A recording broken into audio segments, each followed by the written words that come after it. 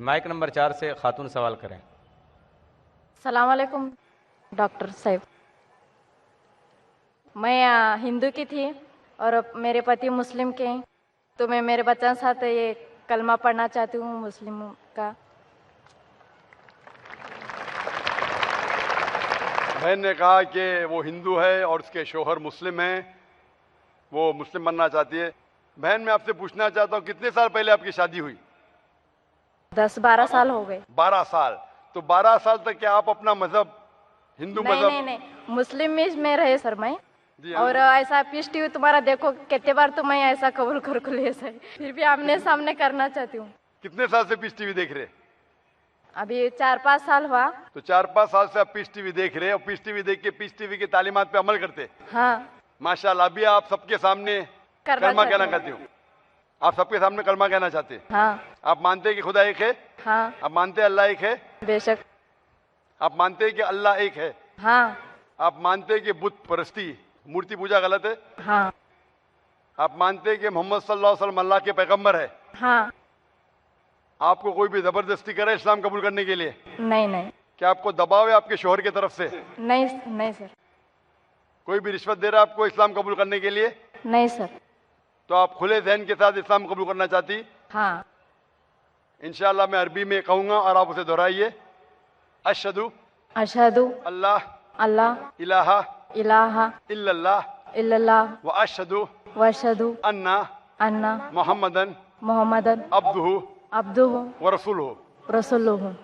मैं गवाही देती हूँ मैं गवाही देती हूँ कि अल्लाह के अलावा अल्लाह के अलावा कोई माबूद नहीं कोई माबूद नहीं और मोहम्मद और मोहम्मद सल्लल्लाहु सल्लल्लाहु अलैहि वसल्लम अलैहि वसल्लम उसके आखिरी उसके आखिरी पैगंबर पैगंबर और बंदे हैं। और बंदे हैं। माशाल्लाह आप मुसलमान बन चुकी है और मैं अल्लाह से दुआ करता हूँ हाँ सर। आपको इंशाल्लाह हिदायत दे, आपको इस दुनिया और आखिरत में सफलता दे। और सर मेरे पति को मैं शुक्रिया करना चाहती हूँ, उनके तरफ से मैं इतने बड़े इस्लाम में आई और इंशाल्लाह मुझे नसीब दाखिल हुआ कि मुस्लिम में मैं नमाज पढ़ूँ, ये इतनी अच्छा ही देख सकूँ। इंशाल्लाह मैं दुआ करता हूँ आपके शोहर के लिए भी, और मैं दुआ करता हूँ कि आप दोनों कुरान मजीद का तर्जुमा पढ़िए और हिदायत पाइए और इंशाल्लाह आप दोनों को इस दुनिया और आखिरत में सफलता मिलेंगी इंशाल्लाह। और सर ये पीस टीवी में हमेशा देखती हूँ और कब से देख रही हूँ, जब से बहुत हमारे घर में बदलाव आया है, तो मैं चाहती हूँ कि हमारे सोलापुर से हूँ मैं, तो सोलापुर में ये अपना मुस्लिम का पैगाम फैलने के वास्ते साल में एक बार भी शो होना चाहिए। बहन की दरखास्त है कि ऐसा शो शोलापुर में भी हो। मेरी चाहत है कि दुनिया के हर शहर में ऐसा शो हो। जो हमसे हो सकता है थोड़ा बहुत हम अल्लाह की राह में कर रहे हैं। अभी आपका फर्ज है, आप इस शो को देखो और ऐसा शो आपके वहां करो। हर मुसलमान का फर्ज है कि वो अल्लाह का पैगाम गैरों तक पहुंचाए। यहाँ माशाअल्लाह लाखों का मजमा है, पूरी दरिया है, पूरी दरिया है माशाअल्लाह इंसानों का। इसमें तकरीबन 20 से 25% गैर मुसलमान हैं। अब मुसलमान का फर्ज है कि आपको पैगाम मिल चुका है अल्लाह की तरफ से, आप गैरों तक पैगाम पहुंचाओ। जो भी आपके हैसियत में है, जो भी आपके हैसियत में मुमकिन है वो कीजिए। इंशाअल्लाह अल्लाह ताला आपकी मदद करेगा और इंशाअल्लाह अगर हर मुसलमान ये पैगाम गैरों तक पहुंचाए तो हर शहर में ऐसा पीस कॉन्फ्रेंस होगा और दुनिया में सिर्फ अमन और सलामती रहेंगी। माइक नंबर 5 से खातून सवाल कर सकती हैं। Hello, sir. Palak Loyalka from Harvard. I'm a student. I just wanted to say something about the person who said, first asked you the question about idol worship. I'm a follower of Lord Krishna, and I just remember something that my aunt once told me, and I just wanted to say that it's like when we do idol worship, it's when we have a picture of them, or we can feel them. When you see them, you can actually feel what it is like and you can praise them. It's what my perception is. So I just wanted to say that when related to the first person who asked you to he doesn't know what he feels about idol worship. बहन ने सवाल किया है कि वो कृष्ण की पुजारी है और जब बुत परस्ती करती है, मूर्ति पूजा करती है, तो उस ईश्वर का फोटोग्राफ रखती है, उस ईश्वर की मूर्ति रखती है ताकि कंसंट्रेशन के लिए, तो इसीलिए वो मूर्ति पूजा करती है। बहन, आपकी हिंदू धार्मिक किताब में लिखा है कि मूर्ति पूजा गलत है, और मैं कई बार कह चुका हूं, फिर से दोहराता हूं कि लिखा है श्वेताश्वेतर उपनिषद में चैप्टर नंबर 4 मंत्र नंबर 19 और यजुर्वेद में अध्याय नंबर 32 मंत्र नंबर 3 में, न तस्य प्रतिमा अस्ति, उस ईश्वर, उस भगवान की कोई प्रतिमा नहीं, कोई फोटोग्राफ नहीं, कोई पिक्चर नहीं, कोई पेंटिंग नहीं, कोई बुत नहीं, कोई मूर्ति नहीं। आपकी मजहबी किताब में साफ तौर पे लिखा है मूर्ति पूजा गलत है, फिर भी हिंदू धर्म के अधिकारी पंडित मुझसे कहते, मैं जब कहता हूं आपके मजहबी किताब में साफ लिखा है गलत है, क्यों करते आप मूर्ति पूजा, तो वो कहते हैं कि मूर्ति पूजा करते हैं, मानते हैं गलत है, लेकिन मूर्ति पूजा करते कंसंट्रेशन के लिए। जब हम हायर लेवल ऑफ कॉन्शियसनेस पहुंच जाएंगे तो मूर्ति पूजा की जरूरत नहीं। पहले पहले शुरुआत में कंसंट्रेशन के लिए मूर्ति जरूरत है, हायर लेवल पे, हायर कॉन्शियसनेस पे मूर्ति की जरूरत नहीं। तो मैं उनसे कहता हूं, उन पंडितों से और आपसे भी, हम मुसलमान हायर कॉन्शियसनेस पहुंच गए, हमें मूर्ति की जरूरत नहीं। मैं इनसे पूछता हूं कि शुरुआत में कहते हैं कि स्टार्टिंग में जरूरत है, बाद में नहीं। जब आप स्कूल में जाते हैं, पहली कक्षा में आप बेसिक सीखते हैं, बेसिक सीखते, कठिन चीज बाद में सीखते हैं, 8वीं 9वीं 10वीं में। तो मैथ्स में अगर कोई कहेगा 2 + 2 = 5, आपने कहेंगे गलत है, मैं जानता हूं, 10वीं में आऊंगा तो कहूंगा कि 2 + 2 is not 5, it is 4। आप बचपन में ही कहेंगे भाई 2 + 2 4 इज द फाउंडेशन। अगर हर मजहब का फाउंडेशन है कि भगवान की मूर्ति नहीं है, फोटोग्राफ नहीं है, बुत नहीं है, फाउंडेशन ही जब पहले गलत सिखा रहे तो आगे जाके कैसी इमारत बनेगी। तो इसीलिए इन पंडितों से जब मेरी बहस होती है, गुफ्तगू होती है, वो जवाब ही नहीं दे सकते। वो बोलते मानता हूं कि हमारी मजहबी किताब में गलत है, लेकिन फिर भी इनिशियली कंसंट्रेशन के लिए। तो मैं कहता हूं कि हम मुसलमान इनिशियली भी हमें जरूरत नहीं मूर्ति की ना बुत की, हमें हमेशा हक बात कहना चाहिए। और ये साफ तौर पे लिखा है सारी मजहबी किताबों में, चाहे हिंदू मजहब की किताब हो, ईसाई मजहब की, यहूदी मजहब की, इस्लाम मजहब की, मूर्ति पूजा गलत है और हराम है, और हमें इससे दूर रहना चाहिए। हमें खुदा के कलाम पे, खुदा के अहकामात पे अमल करना चाहिए, ये दीन के ठेकेदारों के नहीं। अगर आपको लगता है कि जाकिर गलत है, जाकिर को भी छोड़ो, जाकिर इस्लाम में 0 है। अगर जाकिर वो बात कर रहा है जो खुदा से मिलती है, जो आखिरी पैगंबर से मिलती है, इसीलिए मैं हवाला देता हूं, chapter number verse number, chapter number verse number. इतने हवाले थोड़ी फेंक रहा हूं मैं, आप चेक करो और जाके तहकीक करो, संतुष्ट हो जाएंगे तो अमल करो। तो मैंने इतने हवाले दिया हूं बहन, आप मानते हैं कि बुत परस्ती गलत है अभी? Sir, I completely agree with what you said. माशाल्लाह, आप अग्री करते हैं लेकिन अमल नहीं करते। There's another point of it. So, honestly, I am not such a religion follower. I just believe that I have a God, and even today, I haven't read many of the books of religion. I've just read Bhagavad Gita, and When Bhagavad Gita does it say that you have to do idol worship? Sister, I don't want you to be very religious. At least be little religious. And the basics of religion is that idol worship is haram. Idol worship is forbidden. I am asking you where, which chapter, which verse of Bhagavad Gita tells you that you have to do idol worship? Which verse? so I would like to say the reason I believe in idol worship. It is when I have a problem, a very big problem, all I do is I close my eyes, visualize and feel my Lord, that is Lord Krishna, whom I worship. And it just makes me feel so much better. I get so much strength that I know I'm ready to face anything that comes. Oh, I will give you the reply. Sister, if you read Bhagavad Gita, chapter number 7, verse number 20, it says that those whose desire has been stolen by material things, they do idol worship. Verse number 21 says that if you worship the false God, God will fulfill your wish, you will go to the kingdom of the false God. So Bhagavad Gita says that if you worship false God, He will fulfill your requirements, but you will go to the kingdom of the false God. Same thing is mentioned in the Quran. Allah gives you, even if you worship wrong things, Allah fulfills your desires and you go more into the depths of darkness. So this is, God is testing you. That do you really worship the true God or do you believe in wrong things? If you worship the wrong thing, Allah fulfills your desires and puts you more in the depths of darkness. You may think that if you ask an idol for wealth, you get wealth. Wealth will not take you to paradise. Following the commandments of God will take you to paradise. So sister, isn't it mentioned in Bhagavad Gita that don't do idol worship? It says those whose intelligence has been stolen by material desires, they do idol worship. So do you mean, I'm asking you, are you a materialistic person? I don't think so. So then why do you do idol worship? You are going against the teachings of Bhagavad Gita. I get it. I would like to think about it. Thank you, sir. Go back home, think about it, read the translation of Bhagavad Gita, and I request you to even read the translation of the Quran. Inshallah, you read the translation of the Quran, and inshallah, I will ask the sisters to give an English translation. And if you're satisfied, it will show you the true direction of how a life should be led. Hope that answers the question, sister.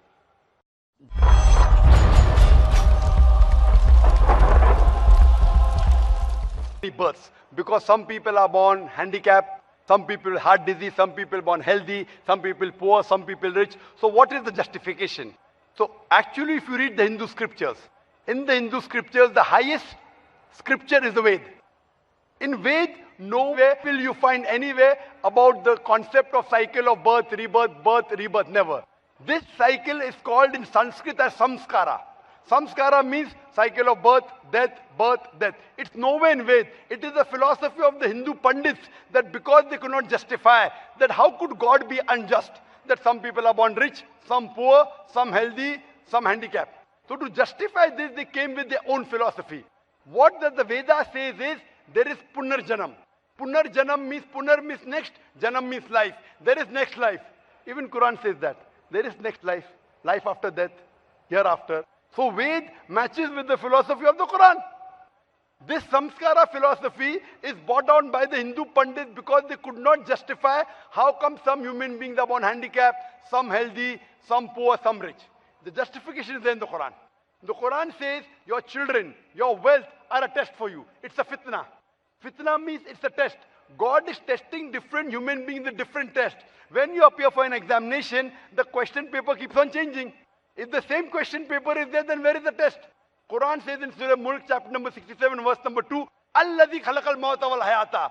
It is Allah who has created death and life to test, who is testing which is good indeed. So wealth and your children are a test. Example, suppose there is a very pious family. The mother and father always pray to God. They are good human beings. Now a handicap is born in the family. Now God is testing them more that do they yet believe in God or not. Some people will weak faith will start saying, what is this God? I am so good yet in my family is born a handicapped child. The person who's really believing in God, he says, Alhamdulillah, praise be to God.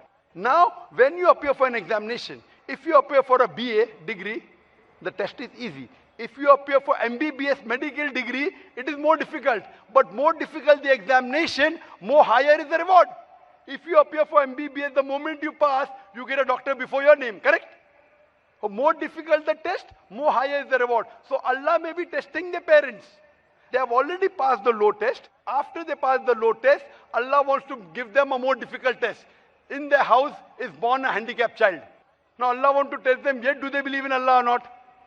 If they pass, they get Jannat-e-Firdaus, a higher level of paradise. Nowhere does the Quran say the handicapped child will go to hell. Every child is born masoom, innocent. Allah gives you wealth. God gives you wealth to test how do you spend the wealth. If you are poor, you have to give no zakat. The poor man gets 100 out of 100 in zakat. The rich man, he may give zakat, may not give. He may give part zakat. He may get 0, he may get 10 out of 100, he may get 50, he may get 100. Poor man in zakat gets 100 out of 100. We say poor man, garib. Poor man has already got 100 out of 100 in zakat. So God Almighty tests different people in different way. Some with wealth, some with health, some with difficulty. So this is a test for the hereafter. So this is the philosophy of Islam, not birth, death, birth, death. Veda says that, Quran says that you're born here again, Allah will cause you to die, Allah will resurrect you on the day of judgment. Then there will be hisab kitab, there will be whether you have done good deeds or bad deeds. If your good deeds are more, then inshallah you will go to paradise. Hope that answers the question. Dr. Naik, I still have a few questions. The about time the is same very point. less. Is it possible we can give someone else a chance? The time is less. We have to end the question answer session. Chaturvedi है और मैं बॉम्बे में 2 साल से as a advocate practice कर रहा हूँ। Doctor साहब, सबसे पहले मैं आपको प्रणाम करना चाहता हूँ कि आप इस्लाम को इतने प्रैक्टिकल तरीके से और प्रॉपर तरीके से इस्लाम जो आवाम है उसमें उसकी अवेयरनेस फैला रहे हैं। इसके लिए सबसे पहले मैं आपको प्रणाम करना चाहूँगा तहे दिल से। सवाल मेरा ये है कि मैं एज इंडिविजुअल मैं सोचता हूँ कि जब से मैं पैदा हुआ हूँ और मैं ब्राह्मण कुल में पैदा हुआ, हिंदू में पैदा हुआ हूँ और मैं नॉन वेज खाता हूँ, मेरे पिताजी के द्वारा मतलब बाय बर्थ चला आ रहा है, but my soul is not always accepting this act of like जो गोश्त खाना है। जैसे आपने अभी अपने नॉर्मल सवालों में भी बताया कि गोश्त खाना कितना ठीक है कितना नहीं ठीक है, लेकिन my soul is not accepting कि ये गलत है। हम अपने बच्चों को जरा चोट लगती है तो हम उनके लिए क्या क्या नहीं करते हैं, कितना दर्द होता है, कितना पश्चाताप करते हैं, लेकिन हिंदुओं में भी कुर्बानी होती है। हाँ, और उनमें ऐसा क्यों नहीं होता? हम ऐसे जस्टिफाई क्यों नहीं कर पाते हैं? भाई साहब कहना चाहते हैं कि उन्हें तकरीर सुनी है और मैं तकरीर से मुतासिर हुए कि मैं इस्लाम को प्रैक्टिकल वे में समझाता हूँ और सही तरीके से। भाई साहब का सवाल है कि वो नॉनवेज खाते हैं लेकिन दिल संतुष्ट नहीं है। नॉनवेज दिल संतुष्ट है तो मत खाओ, खाना फर्ज नहीं है। मैं उसको छोड़ना चाहता हूँ, मैं छोड़ दूंगा भी, ऐसा है। मेरा जवाब सुनिए भाई साहब, आपने सवाल तो पूछ लिया है ना? हाँ हाँ, जवाब तो सुनिए। हाँ बिल्कुल। पूरा हुआ क्या जवाब? अभी शुरू हुआ है। नहीं नहीं, इस्लाम में गोश्त खाना फर्ज नहीं है। आप अच्छे मुस्लिम बन सकते 100% शाकाहारी बनने के बाद भी, फर्ज नहीं है इस्लाम में। लेकिन मैंने जो आपको दलील दी वो ये दलील दी कि आप जो कहते अपने बच्चे को चोट लगती है तो दर्द होता है आपको, तो जानवर को चोट लगती दर्द होना चाहिए ना? तो पेड़ पौधे को चोट होती है आपको दर्द नहीं होता है? कैसे इंसान है आप? वही तो मेरा सवाल है कि उसमें हम जस्टिफाई क्यों नहीं करते हैं। हमारा ये है कि इसीलिए मैं कहता हूं, लेकिन पेड़ पौधों की चीख आपको सुनाई नहीं देती। आपने मेरा जवाब सुना कि नहीं? मैं जो जवाब दिया 8वीं गलतफहमी गोश्त के बारे में, मैं साफ तौर से कहा कि पेड़ भी चीखते हैं, उसकी चीख सुनाई नहीं देती। मैं पूछना चाहता हूं, आपका बच्चा गूंगा है, आप उसको चुबोते, हाथ काटते उसका, वो रोता है, सुनाई नहीं देता, तो खुश है क्या आप? मैं खुश नहीं हूं, इसीलिए तो मेरा समाधान मैं इसलिए आपसे बोलता हूं मैं तो आप भाजीपाला क्यों खाएंगे? फिर भाजीपाला भी मत खाओ। आप जिएंगे कैसा? आप जब सांस लेते जिरासिम जाते, आपके जिस्म में जिरासिम जर्म्स जाते, जर्म्स की भी जिंदगी होती है, लाइफ होती है। आप उनका कत्ल क्यों कर रहे? आप खड़े अभी हर मिनट आप सांस ले रहे, हजारों जर्म्स का कत्ल कर रहे, क्यों कर रहे? कैसे इंसान है आप? जवाब दो। आप कातिल है। ठीक है, जो नहीं दिखता है नहीं, तो ठीक है क्या ठीक नहीं है? नहीं दिखता है का मतलब अपनी ट्रेडिशन को जैसा हम लोग पैदा होते हैं, जो चीज फॉलो करा दी जाती है या उसको थोप दिया जाता है, उसी को हम फॉलो करते चले आते हैं। मेरे बाप दादा कहते थे दुनिया चपटी है, का मैं मानूं? नहीं, मैं मान नहीं रहा हूँ, इसीलिए तो मैं आपसे समाधान चाहता हूँ। इसीलिए मैं कहता हूँ कि साइंस अभी तरक्की कर चुकी है। साइंस कहती है कि पेड़ पौधों में भी जान है, जानवर में भी जान है। जो जानवर खाने के लिए बनाए गए उसको खा सकते, जो जानवर से नुकसान होता है मत खाइए। साइंस टेक्नोलॉजी कह रही है। ये आपके परदादा जो कह रहे, कुछ सही कहते थे कुछ गलत कहते थे। जो सही कहते उसके ऊपर अमल करो, जो गलत कहते उसे छोड़ दो। आप मानते हैं कि बुत परस्ती गलत है या सही है? मैं 100% उस चीज को नहीं सही कह सकता हूँ कि गलत या सही है। अभी गलत है या सही है? मैं फॉलो कर रहा हूँ तो मैं उसको सही मानता हूँ।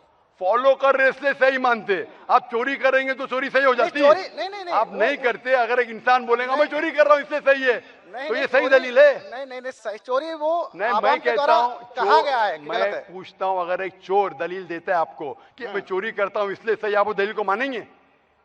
तो वो समाज के द्वारा बता दिया गया कि चोरी गलत है, इसलिए हम उसको गलत, क्योंकि आपके किताब में साफ तौर से किसी का अहित होता है, किसी का अहित होता है। भाई साहब, आपकी किताबों में साफ तौर से लिखा गया है कि मूर्ति पूजा गलत है, बुत परस्ती गलत, फिर भी आप कर रहे। मुझे सर उतना अवेयर होता तो मैं यहाँ क्यों आता? इतना मनुष्य में आप अगर आ गए इधर तो अभी पूछ रहा हूँ, अभी अवेयरनेस आया कि नहीं? अभी आप 3 घंटे से इधर है, अभी आप अगर अवेयर नहीं होंगे तो आने का फायदा क्या आपके?